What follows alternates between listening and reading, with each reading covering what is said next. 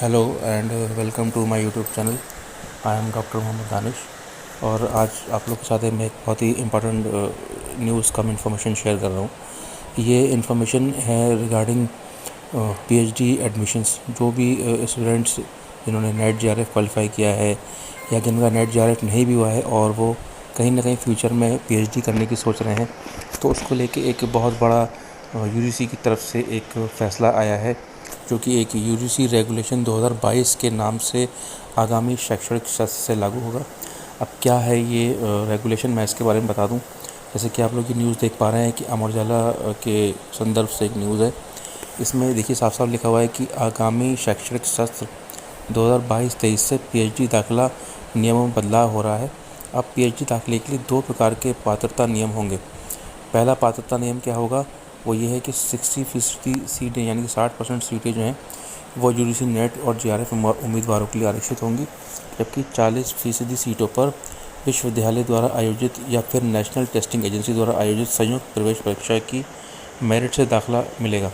यानी कि अगर आपका नेट या जेआरएफ क्वालिफाइड है तो यूनिवर्सिटी में जितनी भी सीटें पीएचडी की आती हैं उसमें करीब 60% सीटें जो हैं यूजीसी नेट और जेआरएफ वालों के लिए रिजर्व रहेंगी और 40% सीटों पर ही यूनिवर्सिटी अपना टेस्ट करा पाएगी या किसी नेशनल टेस्टिंग एजेंसी के थ्रू मेरिट के बेस पे दाखिला मिलेगा। ओके, तो ये बहुत बड़ी अच्छी इन्फॉर्मेशन है। दूसरी चीज़ कि पीएचडी दाखिला नियमों बदलाव को लेकर यूजीसी जैसे कि विश्वविद्यालय अनुदान आयोग ने UGC regulation 2022 minimum standards and procedure for award of PhD का मसौदा तैयार कर लिया है। इसी हफ्ते इसे राज्यों और विश्वविद्यालयों के साथ साझा किया जाएगा। यूजीसी के अध्यक्ष प्रोफेसर एम जगदीश कुमार ने बताया कि नई शिक्षा नीति 2020 के तहत पीएचडी दाखिला नियमों में बदलाव किया जा रहा है।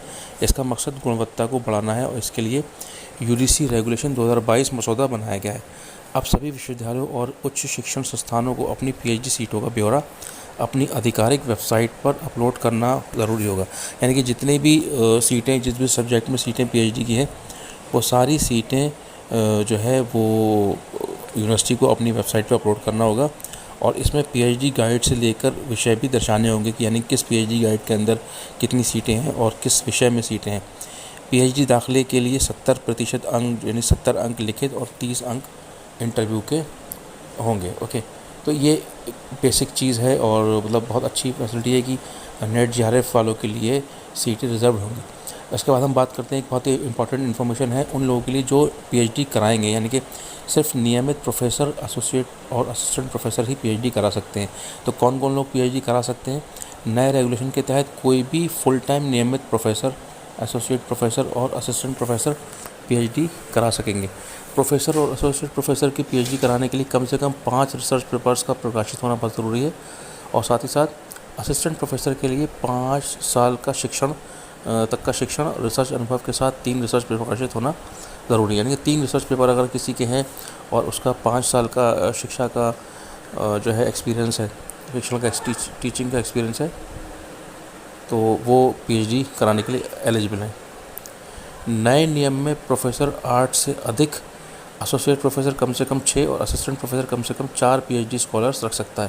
यानी कि एक प्रोफेसर के अंडर में मैक्सिमम से मैक्सिमम 8 लोग पीएचडी कर सकते हैं। एसोसिएट प्रोफेसर कम से कम 6 और असिस्टेंट प्रोफेसर कम से कम 4 पीएचडी स्कॉलर रख सकता है।